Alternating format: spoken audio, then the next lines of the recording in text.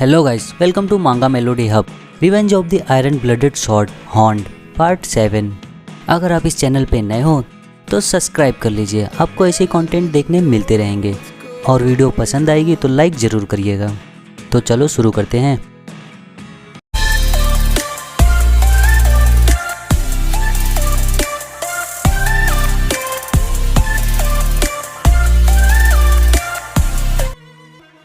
हमने पिछले पार्ट में देखा था वेकिर नाइफ निकालता है और बोलता है केमस को, मेरा मतलब तुम्हारा हाथ मेरा है, और वैसे ही हाथ कट करने जाता है। केमस डर जाती है एकदम से और बुलाती है हेल्प के लिए अपने अंकल को। एडोलिफ गुस्से से खड़ा होता है, बोलता है बेवकूफ़, मेरी भतीजी से दूर हो जा। केमस तुरंत ही हाथ छुड़ाकर भागती है अंकल के पास और बोलती है, अंकल मेरा इसने हाथ कट करने की कोशिश की। एडोलिफ बोलता है, मार्क्यूस ये क्या है? वेकिर का फादर बोलता है, बेटा जोक बहुत ज़्यादा ही हो गया। वेकिर बोलता है, आई एम सॉरी, हम लोग की फैमिली में ऐसा कॉमन सा जोक होता रहता है। एडोलिफ देखता है नाइफ को तो वो एक टॉय रहती है। एडोलिफ बोलता है, ये कौन से टाइप का टॉय दे के रखा है अपने चिल्ड्रन को? वेकिर बोलता है, मेरा कोई इंटेंशन नहीं था उसको रुलाने का, मुझे अपॉलॉजी करने का एक मौका दीजिए सर। बैस्केटबॉल फैमिली में ऐसे टॉयज के साथ हम लोग खेलते हैं ज़्यादातर। एडोलिफ बोलता है, क्या तुम्हें ये मजाक लग रहा है? तभी हुगो बोलता है, डिप्यूटी पैट्रियट्स, तुम्हें नहीं लगता तुम ज़्यादा ही इन्वॉल्व हो रहे हो चाइल्ड प्ले में? मेरे पास कुछ आइडिया है रूबे माइंड्स के रिगार्डिंग में और मुझे लगता है तुम्हें यह ज़रूर पसंद आएगा, इसीलिए हम लोग को फ्रेंडली ड्यूल्स कंप्लीट करना चाहिए पहले। केमस बोलती है, मैं ये भूलूंगी नहीं, तुम ये याद रखना। वेकिर स्माइल करता है देखकर और यहाँ हम देखते हैं बेरसर्कर विल और मॉर्ग क्लैन के बीच में ड्यूल्स शुरू होते हैं।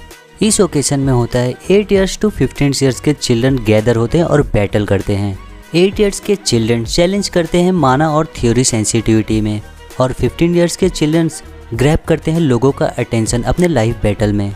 लेकिन इस साल के ड्यूल में सभी का अटेंशन कहीं और ही था। सभी का ध्यान केमस और वेकिर के ऊपर रहता है, जो मॉर्ग क्लैन के पैट्रियट्स ने रिक्वेस्ट किया था फ्रेंडली ड्यूल, और ये ड्यूल रहता है रिस्पेक्टिव क्लैन के 2 जीनियस के। बैटल स्टार्ट होने का बेल बजता है। केमस बोलती है वेकिर को, तुम रेडी हो जाओ, मैं एक बार स्टार्ट करूंगी तो होल्ड बैक नहीं करूंगी। केमस अपना मैजिक कास्ट करना शुरू करती है। सभी स्टूडेंट का ध्यान वहीं पे रहता है। एडोलिफ हुगो को देखकर सोचता है, इसने सोचा भी नहीं होगा, एक बार में केमस 4 स्पेल यूज करती है, जो एक 15 ईयर्स के एज के स्टूडेंट के लिए भी डिफिकल्ट होता है।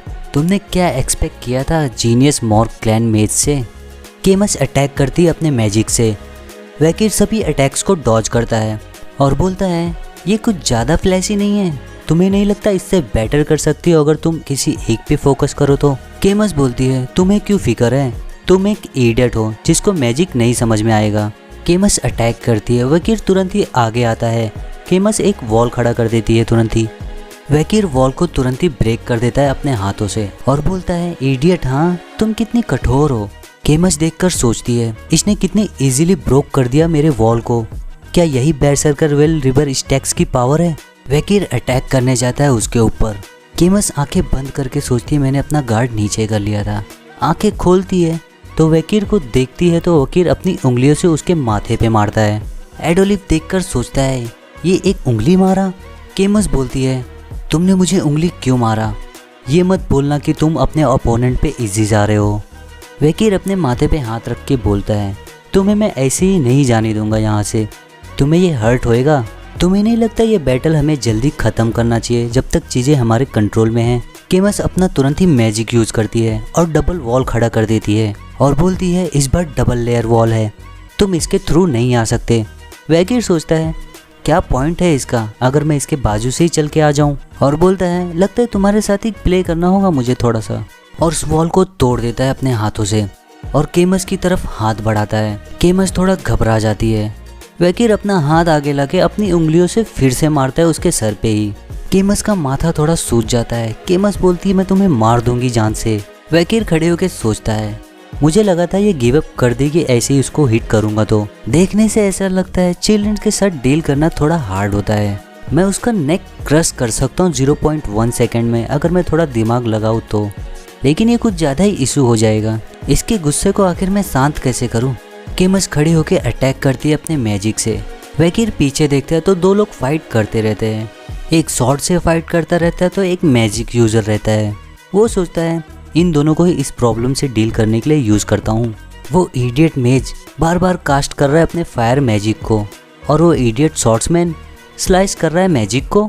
इन दोनों को अच्छा यूज कर सकता हूँ मैं। केमस बार बार अटैक करती रहती है और बोलती है तुम पर एक भी हिट क्यों नहीं लग रहा है, यू बास्टर्ड, मुझसे भागो मत, मुझे फेस करो। तभी वो मेज बोलता है शॉर्ट्समैन से, चलो देखते हैं तुम इस मैजिक को कट कर पाते हो कि नहीं। शॉर्ट्समैन बोलता है आ जाओ। मेज यूजर अपना फायर मैजिक यूज करता है। वैकीर बोलता है अच्छा यही होगा अगर तुम अपना डिफेंसिव स्पेल रेडी रखो। केमस देखती रहती है। एडोलिफ देखकर खड़ा हो जाता है और केमस के ऊपर पूरा फायर मैजिक लगता है और उससे बहुत बड़ा सा ब्लास्ट होता है। सभी स्टूडेंट देखकर घबरा जाते हैं और केमस की फिक्र करने लगते हैं। एडोलिफ भी खड़े होकर देखकर चिल्लाता है। तभी केमस एडोलिफ की आवाज़ सुनती है और सोचती है ये अंकल की आवाज़ है। मैं क्या करूं? मैंने मैनेज तो कर लिया उस अटैक को अवॉइड करने में, लेकिन उस फायर स्पेल ने मेरे सारे कपड़े जला दिया है। इस धुएं की वजह से मेरे को कोई देख तो पा नहीं रहा है, लेकिन ये धुआं हटेगा तो मुझे सब देख पाएंगे। लोगों के मैं हंसने का स्टॉक बन जाऊंगी। प्लीज़ कोई मेरी हेल्प करो। तभी वैकीर आता है और अपना शर्ट निकाल के उसको देता है और बोलता है तुम्हें ये पहन लेना चाहिए। केमस बोलती है तुम प्रोटेक्ट क्यों कर रहे हो अपने एनिमी को? वैकीर बोलता है क्या ये जैकेट मैं वापस ले लूँ? केमस बोलती मेरा मतलब ये नहीं था, मेरा मतलब ये था कि तुम एक्सपोज हो रहे हो। वैकीर बोलता है मुझे इसकी चिंता नहीं है। केमस सोचती है ये इडियट मेरी क्यों केयर कर रहा है और बोलती है हे तुम्हारा हाथ ब्लीड हो रहा है। वैकीर सोचता है स्क्रैच आ गया है बॉडी पे जो रिवर स्टैक्स के थ्रू गुजरा है। वो इडियट शॉर्ट्समैन के शॉर्ट में लगता है कुछ और था। तभी गार्डियन नाइट्स आते हैं। वैकीर और केमस उधर ही बैठे रहते हैं। स्मोक हटने के बाद एडोलिफ को दिखता है और बोलता है थैंक गॉड ये ठीक है। गार्डियंस देखकर सोचते हैं मॉर्क क्लैन की लेडी फ्लोर पे है, मगर जो ब्लीड कर रहा है वो बेस्करविल का स्टूडेंट है। ये डिसाइड करना हार्ड है कि कौन जीता है, लेकिन वाओ वैकीर की बॉडी कितनी फिट है। ये शायद से रिवर स्टैक्स का कमाल है। इसके मसल्स देख के पता चलता है ये कितनी ट्रेनिंग करता है अपनी बॉडी की। काफ़ी इम्प्रेसिव टैलेंट है 8 इयर्स ओल्ड स्टूडेंट के लिए। एडोलिफ आके केमस को हक करता है। तभी हम देखते हैं बेस्करविल क्लैन के अंदर हुगो और वैकीर दोनों साथ में चलते रहते हैं। हुगो पूछता है बैटल कैसा था मॉर्क क्लैन की लेडी के साथ? वैकीर बोलता है वो काफ़ी इंटरेस्टिंग था, मैंने फिर से लर्न किया पर्पस इस इवेंट का। हुगो बोलता है शॉर्ट्समैन और मेज के बीच की बैटल काफ़ी अलग होती है, तो तुम क्लियर ब्लो के लिए क्यों नहीं गए? वैकीर बोलता है मैं बस कंफ्यूज था लेडी के साथ कैसे डील करते हैं। हुगो बोलता है बैटल में अपना गार्ड डाउन करना तुम्हें इंजरी दे सकता है, ये जो तुम्हें इंजरी मिली है उससे लर्न करना। वैकीर सोचता है हुगो को मेरी चिंता है, मेरे यूथ में मुझे याद नहीं है हुगो ऐसे भी थे, वो हमेशा कोल्ड स्ट्रिक्ट और ब्रूटल थे और रूमर्स थे इनकी पर्सनैलिटी कितनी बैड थी क्योंकि वो खो दिए थे अपनी फर्स्ट वाइफ को और एल्डेस्ट डॉटर को। वेल ये मेरी प्रॉब्लम नहीं है। हुगो पूछता है वैकीर से हमें रूबे माइंस का क्या करना चाहिए? वैकीर बोलता है हमें रूबे माइंस दे देना चाहिए। हुगो बोलता है ऐसा क्यों, क्या रीज़न है इसका? वैकीर बोलता है बेस्करविल का मेन टास्क है अपनी टेरिटरी को ग्रो करना। The red all mountain ruby mines जो लोकेटेड है रॉजली नॉर माउंटेन पे, और उधर मॉन्स्टर और बारबेरियंस रहते हैं। अगर हम लोग ने अच्छे से यूटिलाइज किया मॉर्क क्लैन को तो हम लोग का डैमेज मिनिमम हो जाएगा। जब हम लोग एक्सपेंशन करते हैं रीजन में मॉर्क क्लैन को रिसीव हो जाएगा कंट्रोल रूबे माइंस पे, तो लोग असासन बहुत सारे लोग का करेंगे और हम लोग को खाली पुश करना होगा मॉन्स्टर और बारबेरियंस को रीजन में, और तब हम लोग अपनी प्रॉब्लम्स को टेक केयर कर लेंगे। हुगो बोलता है हमारे एनिमीज के ब्लड से रूबे माइन ना आएगी, अगर ऐसा हुआ तो मॉर्क क्लैन हमारे टेरिटरी में एंटर करने से भी सोचेगी। तुम्हारा आइडिया वही निकला जो 90% सेम मेरे माइंड में चल रहा था। वैकीर बोलता है हाँ क्यों नहीं, ये आइडिया इसलिए है क्योंकि ओरिजिनल आपका ही आइडिया था ये, और बोलता है एक बार हम लोग ने चार्ज कर दिया पुश करने का मॉन्स्टर्स और बारबेरियन को, मुझे यकीन है हम लोग उन पे नज़र भी रख सकते हैं मॉर्क क्लैन के हर एक मूवमेंट पे। हुगो बोलता है इसकी कोई ज़रूरत नहीं है, हॉर्न्स के नंबर इंक्रीज हो रहे हैं एरिया में। आगे जाते हैं तभी एडोलिफ दिखता है उन लोग को। एडोलिफ बोलता है क्या मैं जाने से पहले कुछ बात कर सकता हूँ तुमसे? केमस वैकीर को ही देखती रहती है। तभी हम देखते हैं एडोलिफ और हुगो दोनों बैठकर बातें करते हैं। हुगो बोलता है पैट्रियट्स क्या तुम्हें कुछ बात करनी थी? एडोलिफ बोलता है हाँ मुझे एक लास्ट चीज़ मेंशन करनी थी। हम लोग सोच रहे थे पीसफुली रिसॉल्व करने की जो इशू चल रहा है रूबे माइंस के ऊपर, यूज़ करने का फीस ये बस एक सजेशन है। हुगो बोलता है मेरी टेरिटरी का ओपनिंग पेमेंट। एडोलिफ बोलता है इसका सॉल्यूशन एंगेजमेंट कर सकते हैं बिटवीन मॉर्ग और बेस्करविल क्लैन के चिल्ड्रंस का। केमस वेकिर को ही देखती रहती है। हुगो पूछता है तो कौन सा चाइल्ड है तुम्हारे माइंड में? एडोलिव बोलता है क्यों ना बेस्करविल क्लैन का एल्डेस्ट सन और मॉर्ग क्लैन का एल्डेस्ट डॉटर मेरी भतीजी दोनों के बीच में हो। मेरी भतीजी इनक्रेडिबल है, लुक्स में भी और नॉलेज में भी उसके पास किसी चीज की कमी नहीं है। आई एम श्योर ये ग्रेटफुल रहेगी बेस्करविल क्लैन में जाएगी तो। हुगो बोलता है मेरा एल्डेस्ट सन 25 इयर्स की एज का है।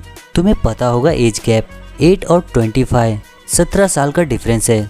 एडोलिव बोलता है ये कोई इतना बड़ा इशू नहीं है। केमस बोलती है मुझे किसी से भी शादी नहीं करना है जो मेरी मदर से वीक है। एडोलिव बोलता है केमस तुम्हें शादी करना है जो तुम्हारी मदर से स्ट्रांग रहे, फिर तो तुम्हें हमेशा के लिए अकेला ही रहना पड़ेगा। केमस बोलती यही मेरा कंडीशन है और मुझे नहीं पसंद है ज़्यादा एज गैप। हुगो बोलता है चाइल्ड ये कोई बफेट नहीं है जो तुम इसमें चॉइस करोगी। केमस बोलती है मुझे पता है, मेरा कोई इंटेंशन नहीं है प्ले करने का, और बोलती है आए। और तभी उसको एडोलिव और हुगो देखने लगते हैं और वेकिर भी देखता रहता है। एडोलिव बोलता है तुम ये मत बोलना, और उसके कान में बोलता है ये मत बोलना चाहे कुछ भी हो जाए। ये बस एक छोटी सी फिश है एक बड़े से पॉन्ड में, इसका सरनेम वेन है। और हुगो को ये देखकर थोड़ा थोड़ा गुस्सा आने लगता है और बोलता है इंगेजमेंट की मोस्ट इम्पॉर्टेंट थिंग वो रहता है जो पीपल के माइंड में इन्वॉल्व रहता है। केमस तुम्हारे क्या थॉट्स हैं? केमस देखती है वेकिर को और थोड़ा शर्माती है। तभी वेकिर बोलता है मुझे एक्सेप्ट है। केमस और एडोलिव देखकर दोनों शॉक हो जाते हैं। एडोलिव बोलता है क्या ये बास्टर्ड। सो गाइस ये चैप्टर यहीं पे खत्म होता है। नेक्स्ट चैप्टर जल्दी ही आ जाएगा। मिलते हैं नेक्स्ट वीडियो में।